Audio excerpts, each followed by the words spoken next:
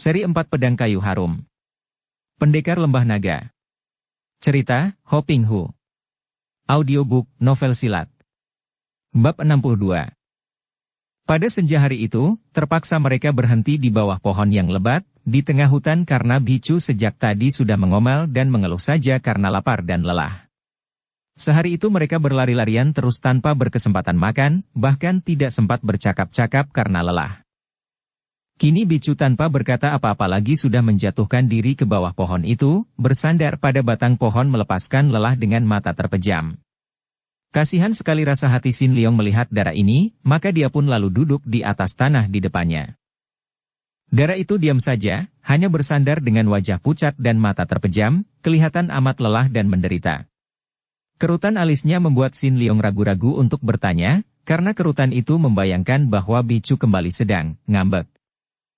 Agaknya bicu merasakan pula keheningan ini. Dia membuka kedua matanya, bertemu pandang dengan Sin Leong, menarik napas panjang, bibirnya bergerak tanpa mengeluarkan suara dan akhirnya sepasang mata yang jeli itu terpejam kembali. Sin Leong menelan ludah, memberanikan hatinya. Suasana itu amat mencekam hatinya, karena biasanya, berdua dengan bicu amatlah gembira karena kelincahan dan kejenakaan Dara itu, dan sekarang Dara itu demikian pendiam dan dingin. Bicu, sudah lama aku mencarimu. Bicu merapatkan pelupuk matanya. Ada sedu-sedan naik dari dadanya. Ingin dia memaki, ingin dia menjerit, mencela mengapa baru sekarang Sin Leong muncul, padahal dia telah mencarinya semenjak mereka berpisah, betapa dia amat merindukan kehadiran Sin Leong, betapa dia amat membutuhkan Sin Leong untuk menemaninya, untuk membantunya kalau menghadapi bahaya. Dan sekarang, baru sekarang pemuda itu muncul, dan dalam keadaan hatinya penasaran itu tiba-tiba pemuda itu menyatakan bahwa telah lama mencarinya. Akan tetapi dia menahan kegemasannya, dan dengan suara datar dingin dia bertanya tanpa membuka matanya. Mau apa kau mencariku? Sin Leong mengangkat muka memandang wajah yang menunduk dan mata yang terpejam itu, dia merasa heran sekali. Bukankah selama dia mencari bicu, di mana-mana dia menemukan keterangan bahwa Dara itu pun sedang mencari-carinya? Mengapa kini Dara itu kelihatan marah dan berduka? Bicu, tentu saja aku mencarimu. Semenjak kita berpisah, aku tidak pernah melupakanmu, Bicu. Aku amat mengkhawatirkan keadaanmu, mengingat betapa engkau hidup sebatang kara di dunia ini, aku menjelajah sampai jauh dan akhirnya baru aku dapat keterangan tentang engkau beberapa hari yang lalu dan...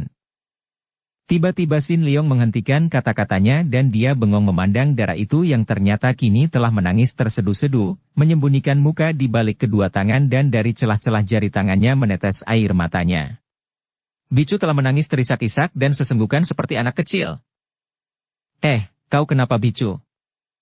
Bicu mencoba mengangkat mukanya dan matanya terpejam, basah air mata yang bercucuran dan dengan susah payah dia berkata di antara isaknya. Mengapa kau tidak membiarkan aku mati saja? Mengapa engkau menolongku? Aku memang anak celaka, mengapa kau pedulikan aku? Kau orang kejam. Kau telah memaksaku pergi, kau kira aku takut bahaya dan takut mati? Kau menyuruh aku pergi, aku terlunta-lunta, mati-matian mencarimu, dan sekarang kau masih pura-pura mencariku? Sin Leong merasa kasihan sekali dan dia mendekat, menyentuh pundak Dara itu. Bicu, ketahuilah bahwa dulu itu aku menyuruhmu pergi karena engkau terancam bahaya hebat. Kau tidak tahu betapa jahatnya pangeran itu. Aku melakukan semua itu demi keselamatanmu, Bicu. Kenapa? Kenapa engkau pedulikan keselamatanku? Entahlah. Karena engkau sebatang kara mungkin, seperti juga aku. Dan aku senang sekali berada di dekatmu, melakukan perjalanan bersamamu, Bicu. Bicu makin mengguguk dan kini dia merangkul, menangis di pundak Sin Leong. Pemuda itu menjadi terharu, tak dapat menahan kedua matanya menjadi basah dan dia mengusap rambut kepala Dara itu. Sudahlah, Bicu, jangan menangis. Bukankah kita sudah saling jumpa dengan selamat? Sin Leong, jangan tinggalkan aku lagi. Tidak. Aku bersumpah tidak akan meninggalkanmu lagi, Bicu. Isak tangis itu mereda dan mereka masih saling rangkul, dan pada saat itu tidak ada sedikit pun perasaan cinta asmara di dalam batin mereka, yang ada hanyalah perasaan saling membutuhkan dan saling menyukai seperti kakak dan adik, atau seperti dua orang sahabat yang senasib sependeritaan saja. Kau akan mengantarku ke utara untuk mencari musuhku? Xin Liong terkejut dan teringatlah dia akan ocehan yang keluar dari mulut Kui Hok Boan ketika orang itu menjadi miring otaknya. Mendengar ucapan yang keluar dari orang yang terserang tekanan batin sehingga hampir gila itu, mudah diduga bahwa pembunuh ayah kandung Bicu tentulah Kui Hok Boan. Akan tetapi bagaimana dia dapat berterus terang kepada Bicu tentang hal ini? Kalau Bicu tahu tentang itu, tentu darah ini akan berusaha membalaskan kematian ayahnya, dan kalau itu terjadi, dia sendiri yang akan menjadi bingung.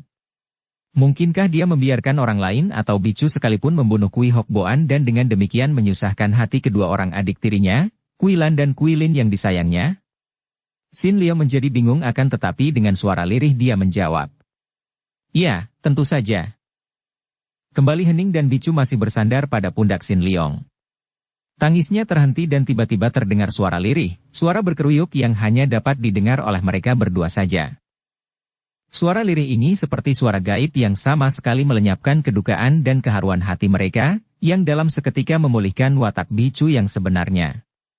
Tiba-tiba saja, darah yang tadi menangis sesenggukan sedemikian sedihnya, kini tertawa begitu geli dan gembira, bebas lepas dan dia sudah melangkah mundur sambil menudingkan telunjuk kirinya ke arah wajah Xin Liong. Pemuda ini pun tersenyum, memandang wajah Bicu penuh pesona. Siapa takkan ikut tersenyum gembira melihat darah seperti ini?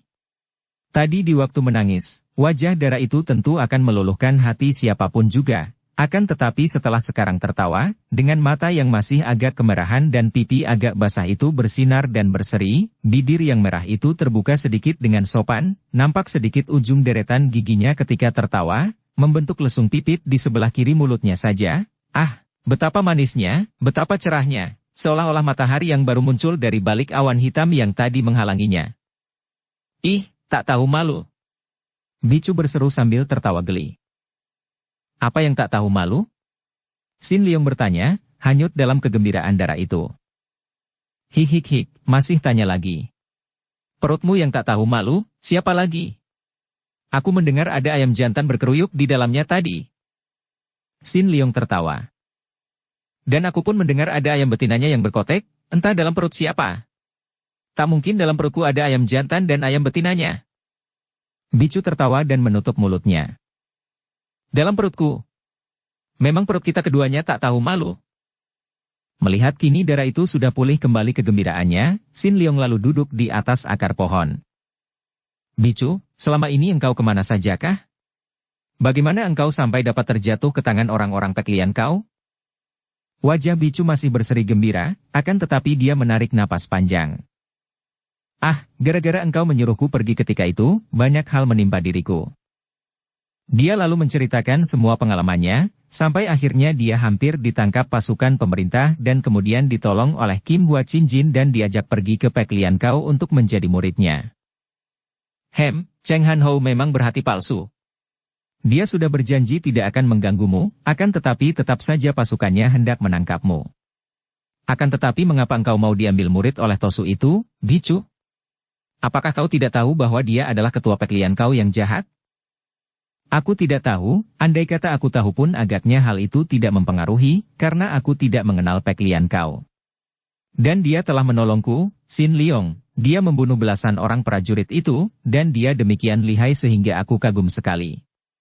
Entah mengapa, biarpun di lubuk hatiku aku tidak suka menjadi muridnya, namun ternyata aku telah menerimanya dan ikut dengan dia ke pusat perkumpulan itu. Aku diperlakukan dengan amat baik dan manis oleh semua muridnya, dan dalam pesta itu, aku minum arak pesta ulang tahun kemudian tidak ingat apa-apa lagi sampai aku siuman di dalam hutan ini. Dan mereka itu, mereka harus dibunuh. Darah itu meloncat bangun ketika teringat akan 3 orang Tosu peklian kau itu. Akan tetapi Xin Liong sudah memegang lengannya. Tenanglah, mereka sudah terhukum dan mungkin sekarang peklian kau sudah hancur oleh pasukan pemerintah. Apa maksudmu? Engkau diberi obat bius sehingga tidak ingat apa-apa, untung kedatanganku belum terlambat dan engkau sudah selamat. Inilah yang terpenting. Ketika aku membawamu keluar dari sarang peklian kau, malam itu peklian kau diserbu oleh pasukan pemerintah. Mungkin hal itu ada hubungannya dengan belasan orang prajurit yang telah dibunuh oleh Kim Hua Chin. Dan kalau yang memimpin penyerbuan pasukan itu Cheng Han Ho sendiri, dan aku yakin akan hal ini karena aku mendengar suaranya, maka tentu tidak akan ada orang Peklian kau yang dapat lolos. Xin Liong, bagaimana engkau dapat menolongku? Dan kemana saja engkau pergi selama kita berpisah? Setelah kita saling berpisah pada tempo hari, aku terpaksa mengantar Pangeran Cheng Han Ho menemui seseorang di selatan. Setelah beres, aku lalu kembali ke utara dan mulai mencarimu. Xin Liong, engkau adalah adik angkat seorang pangeran. Kalau engkau adik angkatnya, mengapa pangeran itu memusuhimu? Tidak memusuhi, Bicu. Hanya dia itu, kelak engkau pun akan mengerti sendiri. Sekarang tidak perlu dia kita bicarakan, engkau tahu, mungkin sekarang dia bersama pasukannya sedang mencari-cari di dalam hutan ini. Aku tidak takut. Tiba-tiba Bicu berseru. Dan sekali ini, jangan engkau mengorbankan diri untukku lagi. Aku tidak sudi pergi dengan selamat tapi harus meninggalkanmu. Aku tidak tahan hidup sendiri lagi tanpa engkau yang menemaniku, selalu gelisah dan bingung. Xin Liong, berjanjilah lagi, bahwa engkau takkan meninggalkan aku, apapun yang terjadi. Kita akan menghadapi bahaya bersama, kalau perlu, aku tidak takut mati, asal bersamamu. Kembali keharuan menyelinap di dalam hati Xin Liong. Entah mengapa, dia pun memiliki perasaan seperti yang secara jujur diucapkan oleh Dara itu. Kalau dia terpaksa mau berpisah dari Bicu seperti yang telah terjadi, adalah karena dia ingin melihat Dara itu terbebas dari bencana. Maka kini dia mengangguk dan berkata lirih. Percayalah, aku tidak akan meninggalkanmu lagi, Bicu. Xin Liong, berkali-kali engkau berhasil menolongku. Bagaimana mungkin dengan kepandaianmu yang tidak seberapa tinggi? Aku tahu sekarang. Engkau tentu memiliki kepandaian hebat yang kau sembunyikan. Betul, tidak? Kalau tidak, mana bisa engkau mengalahkan 3 orang tokoh Peklian kau itu? Juga tidak mungkin engkau mampu melarikan aku yang dalam keadaan pingsan itu lolos dari Peklian kau. Sudah lama hal ini menjadi pikiranku. Engkau tentu memiliki kepandaian tinggi, Xin Liong. Engkau tahu bahwa aku tidak memiliki kepandaian apa-apa, Bicu. Ilmu silatmu tentu tinggi. Tidak lebih tinggi daripada ilmu silatmu. Benarkah? Dara itu menarik napas panjang, memandang dengan penuh keraguan kepada Xin Liong. Betapapun juga, dia belum pernah menyaksikan dengan mata kepala sendiri tentang kepandaian pemuda ini. Maka dia pun belum yakin benar. Tiba-tiba telinganya kembali menangkap suara berkeruyuk dan kebetulan sekali kembali perut mereka berdua yang mengeluarkan bunyi itu secara berbareng. Bicu tertawa lagi. Lekas kau mencari makanan untuk mendiamkan perut-perut tak tahu malu ini, Xin Liong. Xin Liong mengerutkan alisnya. Dia merasa sangsi untuk meninggalkan Bicu seorang diri di tempat itu, akan tetapi menolak permintaan itu pun dia tidak tega karena maklum bahwa memang Dara itu lapar sekali, seperti juga dia sendiri. Aku harus melihat dulu di mana terdapat makanan di sini. Dia lalu memanjat sebatang pohon besar. Tentu saja kalau dia menghendaki, sekali loncat saja dia sudah akan dapat melayang naik ke puncak pohon, akan tetapi dia tidak mau memperlihatkan kepandaiannya secara terang-terangan kepada Bicu, khawatir kalau sikap Bicu akan berubah kalau melihat bahwa dia memiliki kepandaian yang jauh lebih tinggi daripada Dara itu. Maka dia lalu memanjat sampai ke puncak dan dari situ dia memandang ke sekeliling. Hei, ada sebuah dusun di barat sana, teriaknya dari atas. Lalu dia bergegas turun, disambut oleh Bicu dengan wajah berseri. Kalau begitu, kau cepatlah ke sana mencari makanan, Xin Liong. Perutku sudah lapar sekali. Bicu, apakah tidak sebaiknya kalau kita berdua yang pergi ke sana? Dengan demikian akan lebih aman bagimu, bukan? Dusun itu tidak jauh, paling lama berjalan 1 jam akan sampai. Tidak, Xin Liong. Aku lelah sekali. Tempat ini sunyi, siapa yang akan dapat menggangguku? Pula, aku dapat menjaga diri. Jangan khawatir, lekaslah kau mencari makanan, biar ku tunggu di sini. Xin Liong mulai mengenal kekerasan hati Bicu, maka menghela napas panjang dan berkata, Baiklah, harap engkau jangan pergi kemana-mana, Bicu. Kau tunggulah aku di sini saja, aku takkan lama pergi. Xin Liong akhirnya menyetujui untuk meninggalkan Bicu, karena dia pun berpikir bahwa kalau Bicu tidak ikut, dia akan dapat pergi ke dusun itu dan kembali dalam waktu yang jauh lebih cepat. Pula, hari sudah menjelang gelap, kalau masih ada pengejaran dan pencarian dari pihak pasukan pemerintah sekalipun, tentu mereka itu akan menundanya dan akan melanjutkan besok pagi. Sin Leong sudah melangkah ke depan ketika Bicu memanggil. Sin Leong. Pemuda itu berhenti membalikkan tubuh. Ada apa, Bicu? Jangan lupa, kau carikan pakaian untukku. Pakaian? Akan tetapi engkau sudah. Siapa sudi memakai pakaian ini terus-terusan? Aku ingin pakaian wanita yang sopan dan pantas, berikut sepatunya. Maukah kau? Tentu saja. Akan kucarikan untukmu, jangan khawatir. Bicu tersenyum sambil memandang dengan wajah berseri dan sepasang mata bersinar-sinar penuh perasaan syukur dan terima kasih. Sin Leong menelan ludah. Bukan main manisnya Bicu kalau sudah begitu. Bukan hanya manis. Akan tetapi juga ada sesuatu yang menyentuh perasaannya, yang membuat dia merasa terharu, membuat dia merasa ingin untuk merangkul darah itu, mendekapnya, menghiburnya, menyenangkan hatinya. Akan tetapi Sin Leong melawan perasaan ini dengan membalikkan tubuhnya lagi dan mulai melangkah meninggalkan Bicu, menuju ke barat. Tanpa disadarinya sendiri, bibirnya meruncing dan dia mendengar mulutnya sendiri bersiul-siul. Perasaan senang yang bukan karena sesuatu, melainkan perasaan nyaman di hati, yang membuat segala sesuatu nampak indah. Memang demikianlah, senang atau susah bukan didatangkan dari luar, melainkan tergantung dari keadaan batin kita sendiri, sungguh pun keadaan itu pun dipengaruhi oleh keadaan luar. Senang atau susah masih berada dalam daerah terbatas, daerah terkurung dari kesibukan si aku. Si aku merasa diuntungkan, maka senanglah batin. Si aku merasa dirugikan, maka susahlah batin. Batin seperti ini berada dalam cengkeraman si aku yang bukan lain adalah pikiran itu sendiri. Pikiran mencatat segala pengalaman, baik yang senang maupun yang susah, dan pikiran menciptakan si aku, yaitu gambaran tentang diri sendiri, sebagai penikmat kesenangan maupun si penderita kesusahan. Timbullah keinginan untuk mengulang atau melanjutkan kesenangan dan menjauhkan kesusahan.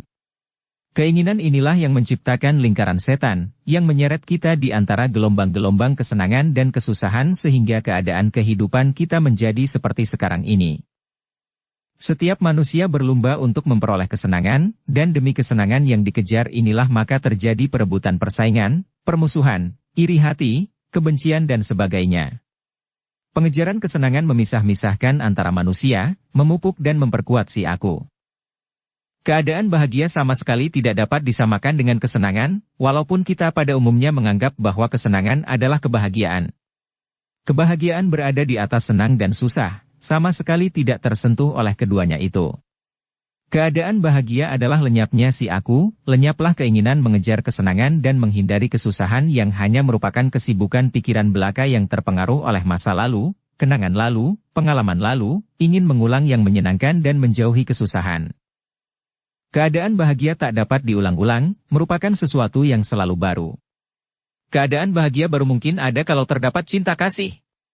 Cinta kasih baru nampak sinarnya kalau batin dalam keadaan hening dalam arti kata tidak dipengaruhi oleh kesibukan pikiran atau si aku yang selalu ingin senang. Setelah merasa yakin bahwa Bicu tidak dapat melihatnya lagi, Sin Leong lalu mengerahkan kepandaiannya, mempergunakan ginkang dan ilmu berlari cepat. Berlompatan dan berlari seperti seekor kijang muda saja menyusup-nyusup antara pohon-pohon dan semak-semak menuju ke barat, ke arah dusun yang tadi dilihatnya dari atas puncak pohon. Biarpun dusun itu kecil saja dan tidak ada restorannya, namun tidak sukar bagi Sin Leong untuk mendapatkan sekedar roti gandum dan sebotol arak, bahkan dia juga membeli satu setel pakaian yang masih baru milik seorang gadis petani yang tentu saja mau menjual pakaiannya dengan harga yang jauh lebih tinggi daripada harga sebenarnya. Akan tetapi untuk sepatunya, Sin Leong terpaksa hanya dapat memperoleh sepasang sepatu bekas saja, bersama kaos kakinya yang masih baik. Dengan girang pemuda ini lalu berlari cepat kembali ke dalam hutan. Cuaca sudah mulai gelap ketika dia tiba di dalam hutan itu. Hatinya berdebar penuh kegembiraan membayangkan betapa akan senangnya hati Bicu melihat dia kembali membawa makanan dan arak, bahkan membawa pula pakaian dan sepatu yang cukup baik untuk darah itu. Dibayangkannya betapa wajah manis itu akan menjadi semakin manis karena senyum yang cerah dan sepasang mata yang bersinar-sinar, dan terutama sekali betapa sepasang mata itu memandang kepadanya dengan penuh kegembiraan. Tiba-tiba bayangan ini dihancurkan oleh berkelebatnya bayangan dan tahu-tahu ada seorang laki-laki berdiri di depannya, bertolak pinggang dan memandang kepadanya dengan senyum dikulum dan sinar mata penuh ejekan. Dapat dibayangkan betapa kaget rasa hati Sin Leong ketika mengenal orang ini yang bukan lain adalah Pangeran Cheng Han Ho. Pangeran Leong Te, apakah engkau sudah lupa menyebutku Houko? Apakah engkau sudah lupa bahwa kita adalah saudara angkat? Bukan main, dimanapun ada keributan, di situ pasti ada engkau. Sama sekali tidak kusangka bahwa engkau tahu-tahu berada di sarang peklian kau, dan ketika aku melihat bayanganmu berkelebat, aku segera mengenalmu.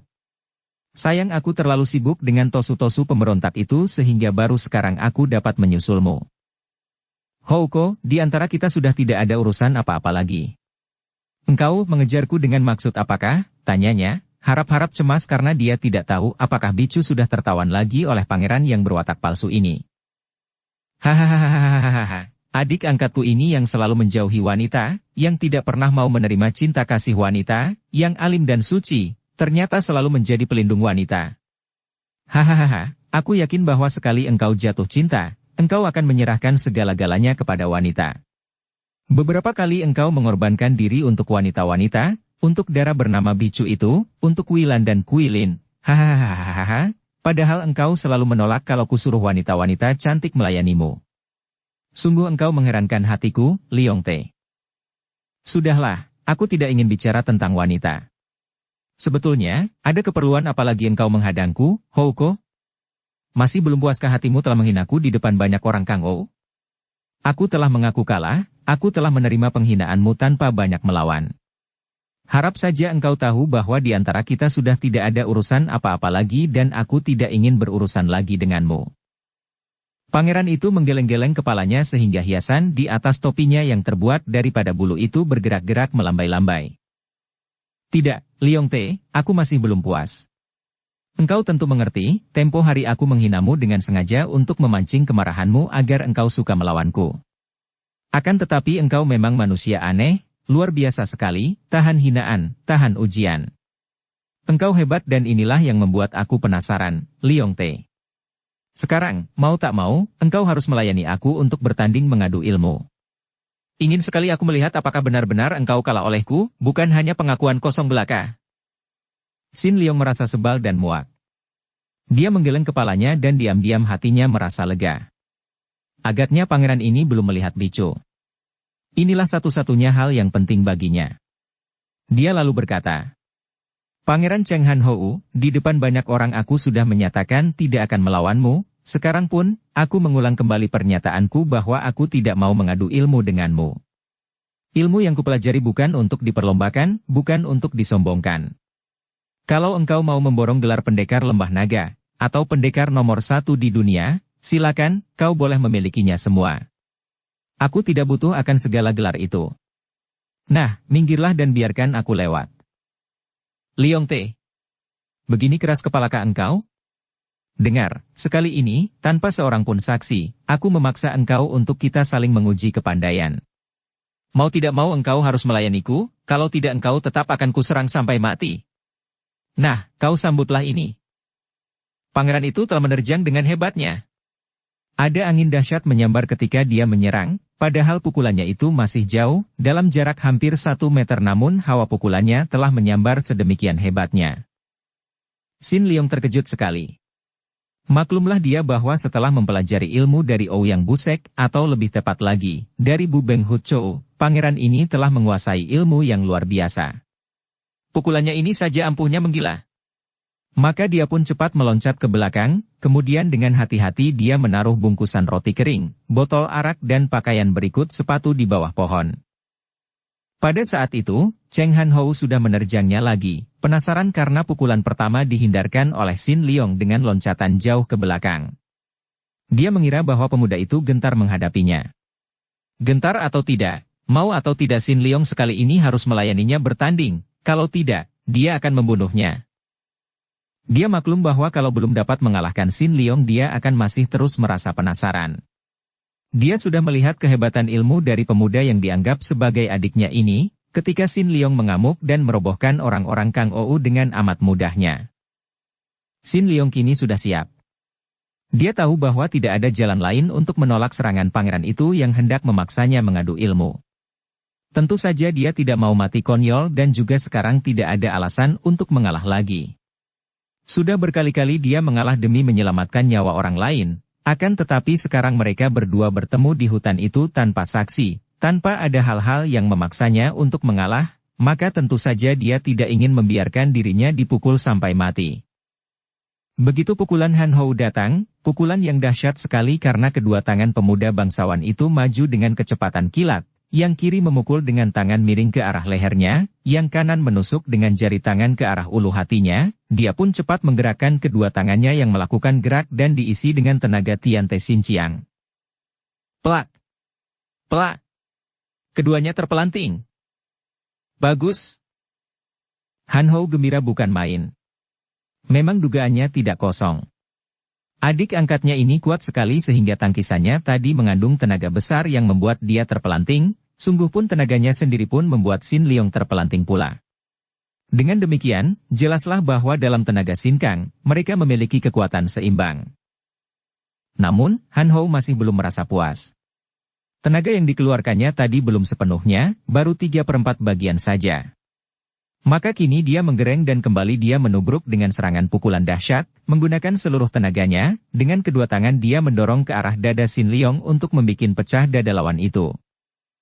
Sin Leong mengerti bahwa kakak angkatnya ini merasa penasaran dan hendak mengadu tenaga. Baik, pikirnya. Dia telah mewarisi Tian Te Xin Chiang dari mendiang Kok Beng lama, maka kini dia pun menahan napas dan mempergunakan seluruh tenaganya dari pusat di bawah perut, menyalurkannya kepada kedua lengannya dan dia pun mendorong untuk menyambut hantaman lawan. Des! Hebat bukan main akibat adu tenaga keras lawan keras itu. Keduanya terjengkang dan bergulingan sampai beberapa meter jauhnya, dan ketika keduanya meloncat bangun, wajah Sin Leong pucat sekali akan tetapi di ujung bibir kiri Cheng Han Hou nampak setetes darah segar. Bukan main. Tenagamu amat luar biasa, kata Han Hou agak terengah. Houko, perlukah pertandingan gila ini dilanjutkan? Hait! Pukulan yang datang disertai loncatan kilat ini benar-benar dahsyat bukan main.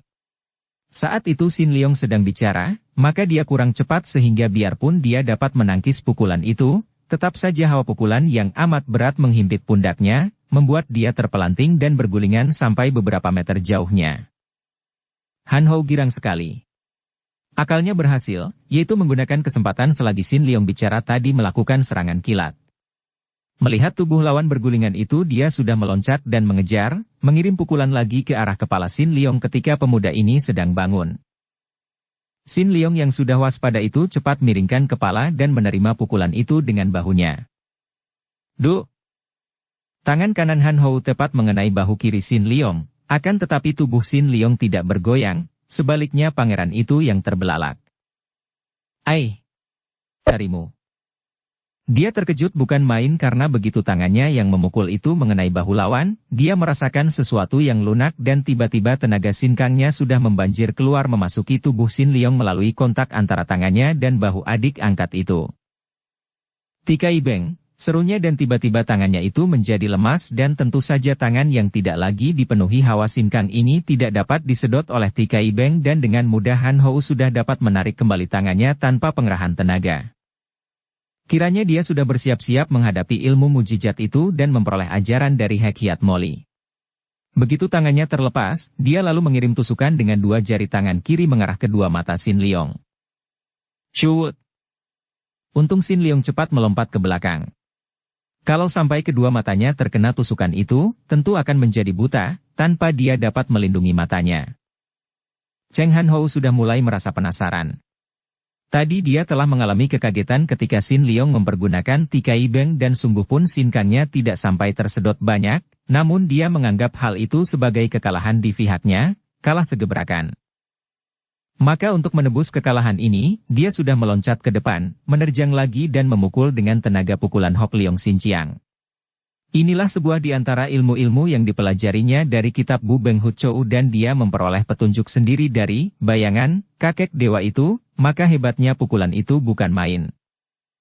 Melihat pukulan yang mengeluarkan suara sampai bercuitan itu, dengan gelombang hawa berputaran menyambar ke arahnya, Xin Liong maklum bahwa pangeran itu benar-benar menyerangnya dengan sungguh-sungguh dan agaknya siap untuk membunuhnya, maka dia pun tidak mau mengalah lagi. Dia pun lalu mengeluarkan jurus dari Hop Mo Cap Saciang, menyambut pukulan lawan itu sambil mengerahkan tenaga sepenuhnya. Des! Kembali mereka bertemu di udara karena keduanya meloncat, dan kedua tangan mereka saling bertemu didahului hawa pukulan yang luar biasa dahsyatnya dan akibatnya, kembali keduanya terjengkang, terbanting keras dan bergulingan ke belakang. Merahlah sepasang mata Han Hou. Tadinya dia mengangkat dan memandang diri sendiri terlampau tinggi. Tak pernah dapat dibayangkannya bahwa dia sampai dibuat terbanting seperti itu, bahkan sudah 2 kali padahal baru bertanding dalam beberapa gebrakan saja, sungguh pun lawannya juga sama-sama terbanting. Hal ini dianggapnya tak masuk akal, bahkan menghinanya.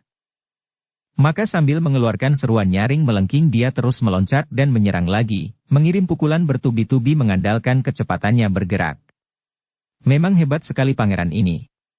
Gerakannya cepat seperti seekor burung walet yang menyambar-nyambar, kaki tangannya bertubi-tubi mengirim serangan ke arah tubuh Xin Liong, mengarah bagian-bagian tubuh yang paling berbahaya karena lemah. Namun, Xin Liong menyambut dengan sama cepatnya dan mereka saling serang dengan amat hebat. Terjadilah pertandingan yang amat seru dan andai kata ada orang yang nonton pertandingan itu, dia tentu akan menjadi bingung karena sukarlah mengikuti gerakan mereka berdua itu dengan pandang mata, yang nampak hanya 2 bayangan yang menjadi satu, berkelebatan dengan kecepatan yang luar biasa. Agaknya Han Hou memang sengaja hendak menguras dan mencoba semua ilmu yang dimiliki adik angkatnya ini, maka dia tidak segera mempergunakan ilmu yang paling diandalkannya, yaitu Hok Tae Sin Kun. Ilmu ini merupakan andalan terakhir, maka dia hendak menguji kepandaian Xin Liong dengan ilmu-ilmu yang lain lebih dulu. Dan sebaliknya, biarpun di dalam hatinya dia mulai merasa penasaran kepada kakak angkat yang wataknya aneh ini, namun Xin Liong masih tetap teringat budi yang pernah diterimanya dari Han Hou, maka dia pun tidak mengeluarkan jurus terampuh dari Hop Mo Cap Saciang, melainkan melayani pangeran itu dengan ilmu-ilmu silat yang pernah dipelajarinya dari kakeknya, yaitu Sanin Kun Hoat dan Tai Kek Sin Kun, kadang-kadang menggantinya dengan pukulan-pukulan Tian Te Sin Chiang. 3 macam ilmu silat ini adalah ilmu-ilmu silat tingkat tinggi, maka cukuplah untuk membendung semua serangan Han Hou, bahkan dapat mengirim serangan balasan yang tidak kalah dahsyatnya. Setelah mereka bertanding selama 100 jurus dan belum juga ada yang kalah atau menang, kedua lengan mereka sudah menjadi matang biru karena sering beradu dengan kekuatan seimbang, dan daun-daun pohon banyak yang rontok karena sambaran hawa-hawa pukulan mereka. Han Hou mulai merasa penasaran sekali. Tahulah dia bahwa adik angkatnya ini benar-benar merupakan lawan yang amat tangguh dan berat, dan kalau tidak dilenyapkan dari permukaan bumi, tentu akan menjadi penghalang terbesar baginya untuk dapat menjadi jagoan nomor 1 di dunia. Maka dia mulai mempertimbangkan untuk mempergunakan ilmu andalannya yang terakhir, yaitu Hok Tae Sin Kun. Akan tetapi sebelum dia mulai tiba-tiba muncul sesosok bayangan yang tidak nampak jelas dalam cuaca yang sudah mulai remang-remang itu. Han Hou hanya melihat betapa bayangan ini adalah seorang laki-laki yang bertubuh kecil ramping, agaknya masih seorang pemuda remaja. Akan tetapi pemuda remaja itu mengangkat sebongkah batu besar dan kini pemuda itu melontarkan batu besar yang diangkatnya ke arahnya ketika dia meloncat ke belakang menjauhi Xin Liong untuk memulai ilmunya yang hebat, yaitu Hok Tae Sin Kun. Xin Liong juga melihat pemuda remaja itu yang dia kenal sebagai Bicu. Karena memakai pakaian pria, pakaian Tosu Pek Lian Kau, maka Han Hou tidak mengenalnya, apalagi cuaca saat itu mulai gelap, dan menyangka bahwa Bicu adalah seorang pemuda remaja. Xin Liong melihat serangan yang dilakukan oleh Bicu untuk membantunya. Batu besar itu lewat di dekatnya dan dia lalu menggerakkan kedua tangan mendorongnya dan membantu peluncuran batu itu dengan tenaga sinkangnya sehingga batu itu melesat dengan kekuatan yang amat hebat. Sementara itu, melihat pemuda remaja itu melemparkan batu besar ke arahnya. Han Hou tersenyum. Tentu mudah baginya untuk mengelak atau menangkis, akan tetapi dia sudah akan memulai dengan ilmu Hok Tae Sin Kun, maka dia ingin mendemonstrasikan kehebatan ilmu ini untuk membikin gentar hati Xin Liong. Dia cepat berjungkir balik dan tindakannya ini membuat dia tidak dapat melihat betapa Xin Liong telah membantu lontaran batu oleh Bicu itu dengan dorongan tenaga sinkangnya. Kini batu meluncur cepat ke arah Han Hou yang sudah berjungkir balik. Pangeran itu tiba-tiba menggerakkan kedua kakinya menyambut, dengan tendangan yang amat keras. Dar! Batu besar itu hancur berantakan dan nampaklah debu mengepul tebal. Debu ini menghindari pandangan mata Sin Liong, sehingga dia tidak tahu betapa ketika kedua kaki Han Hou itu menyambut batu dan menendangnya hancur, tubuh pangeran itu pun terdorong sampai kedua kakinya hampir rebah menyentuh tanah.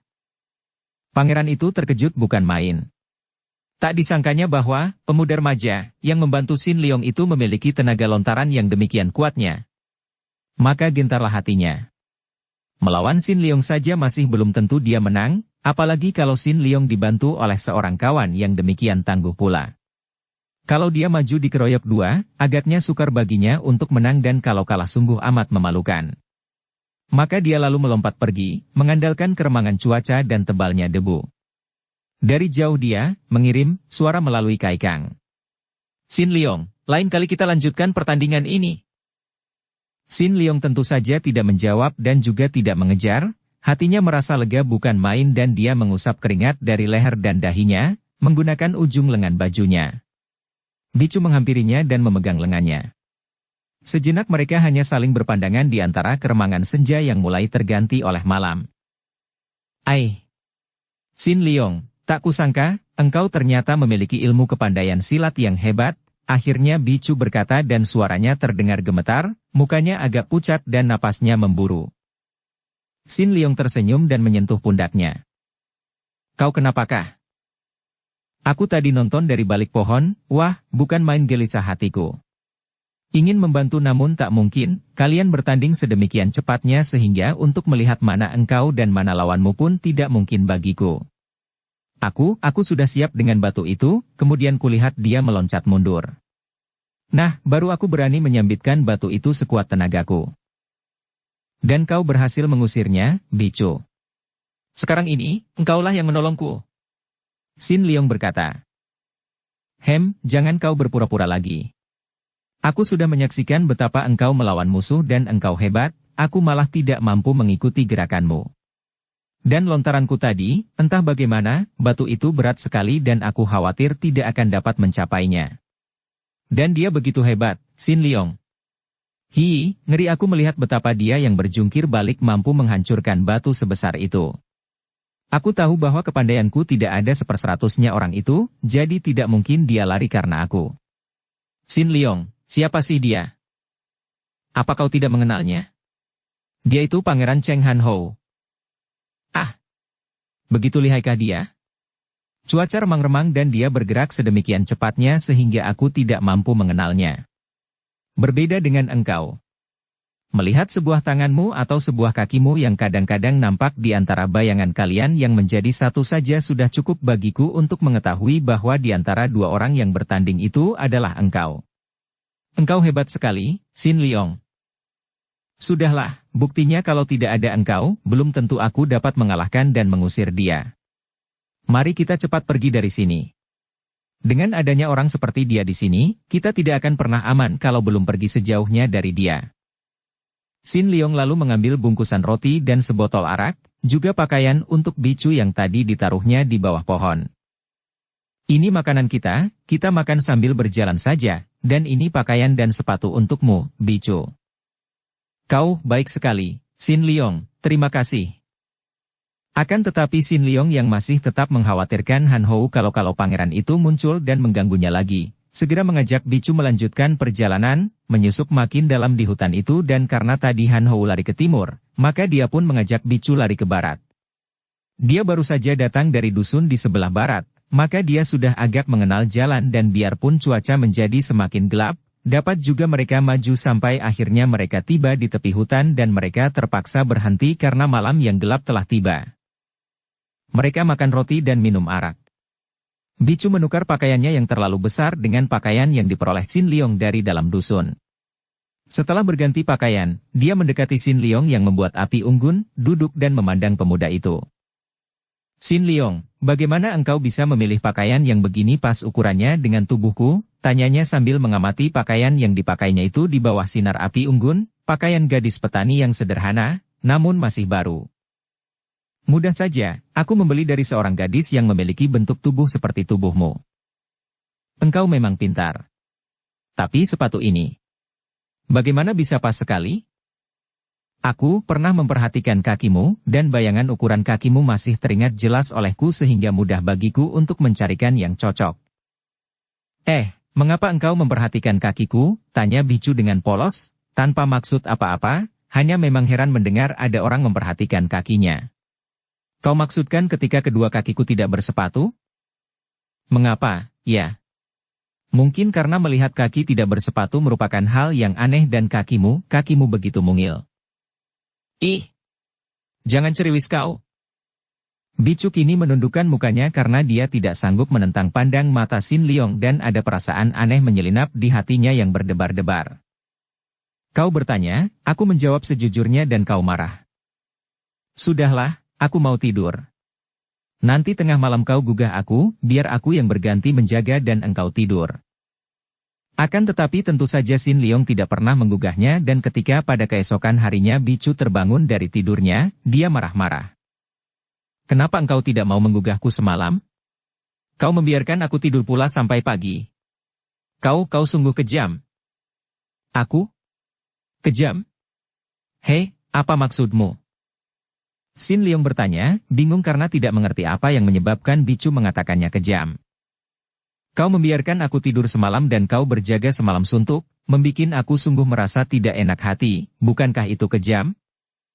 Sin Leong tercengang, lalu dia tersenyum dan mengangguk. Baiklah, aku kejam dan kau maafkan aku, Bicu. Bicu menatap wajah pemuda itu, kemudian dia menghampirinya dan memegang kedua tangan Sin Leong.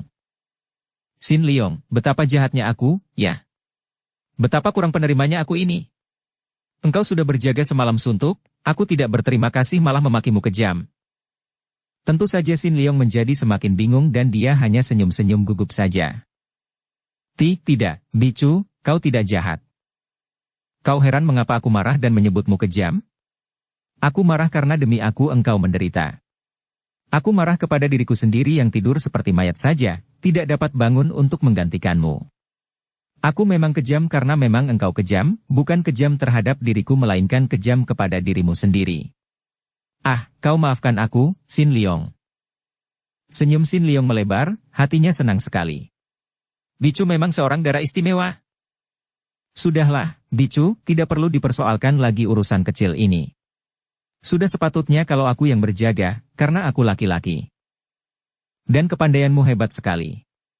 Aku mengerti sekarang, kalau aku yang berjaga dan tiba-tiba muncul pangeran siluman itu, akan celakalah kita. Hayo kita melanjutkan perjalanan, Bicu. Hatiku merasa tidak enak sekali, karena aku tahu bahwa pangeran itu tentu tidak akan mau sudah begitu saja. Bersambung ke bab 63. Dukung kami dengan subscribe, follow, like, komen dan share. Terima kasih.